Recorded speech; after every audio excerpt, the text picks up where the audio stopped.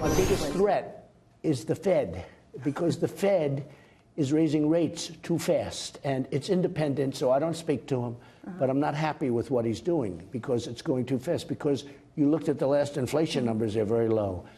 But you put him there. I mean, you think about Janet Yellen, and she was so dovish. Can I be honest? Yeah. I'm not blaming anybody. I put him there. And maybe it's right, maybe it's wrong, but I put him there. What if he gets it wrong? I put a couple of other people there that I'm not so happy with, too. But for the most part, I'm very happy with people. Oh, man. Unbelievable. That was more from Trish Regan's exclusive interview with President Trump. You don't want to miss that tonight. The president not letting up in his criticism of the Fed and Fed Chairman Jerome Powell. Let's bring in the panel. So, John, apparently, despite all this concern with the Fed, the market's not that concerned today. The market is that concerned because the tax cuts have more than mitigated the Fed raising rates. We knew Fed rates were coming. Whoever's going to be president, whether it's Ms. Clinton or President Trump, was going to have a rising rate environment. And, by the way, the policies against China right now, the yuan is down 9% because the dollar is strengthening because of rising interest rates. So we've negated these tariffs completely right now. Every president hates rising interest rates because it does eventually slow down the economy. But it's the unwinding that the president is worried about. A lot of people are worried about in terms of rates going up. I like the fact that he says he's not trying to influence him as he's trying to influence him. But besides that, listen, there is a real issue here, and I think, it's up. The market's up today, but I think the markets are worried about unwinding the balance sheet, causing much higher interest rates in the future. Why do we have to unwind the balance sheet? I get the theoretical reason that, if you just create money by fiat, just out of thin air, it's not worth that much. But do we really have to unwind it? Can't we let it mature? Charlie's on to the perfect point. We talked about this yesterday. The whole reason the Fed is in existence is to hopefully tamp down on inflation if they see inflation growing. We see hardly any inflation. They still have a 70s mentality when there was 3 major TV networks, for crying out loud. There was no competition. Now you have competition across the board. Inflation is flat. So Trump is right in that regard. And bank earnings also show that the U.S. economy is withstanding higher interest rates. Consumers still alive. Interest rates in that environment, it does throttle down on growth unnecessarily. But, Gary, the Fed does have a massive balance sheet increase from the financial crisis. It bought up the crappy assets from the banks to basically infuse the economy with money. That's how they print money.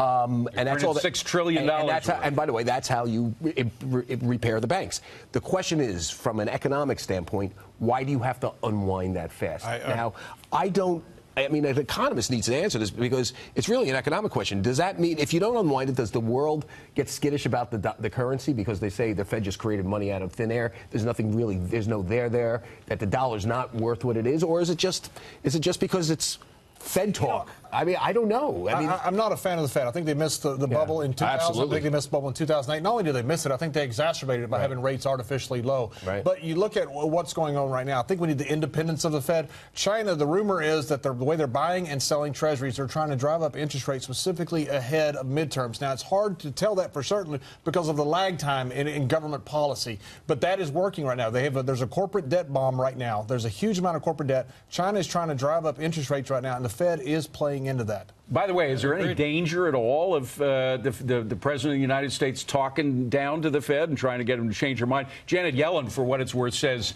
it ain't going to do any good. Do you feel like he's talking down interest rates, or do you think he's trying to talk down the dollar? Because a great unwind of the dollar is probably the biggest threat for emerging markets right now, whether it's Asia, whether it's China, whether it's somewhere in Latin America. You don't want a strong dollar policy.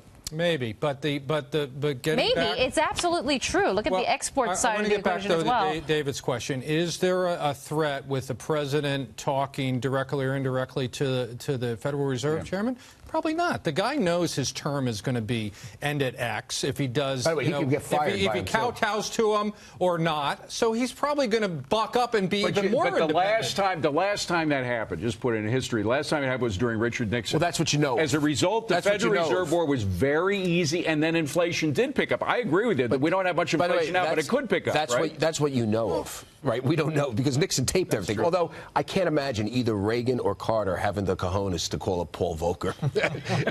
Knowing the way Paul Volcker operates. But if you're Jerome Powell and you don't raise interest rates in December, doesn't that look like you're kowtowing to the U.S. president and Donald Trump? Yes. That looks bad on you, doesn't it? It probably does at this point. But I think Trump is conflating, I think, the Fed funds rate, the short-term rates, with the unwind.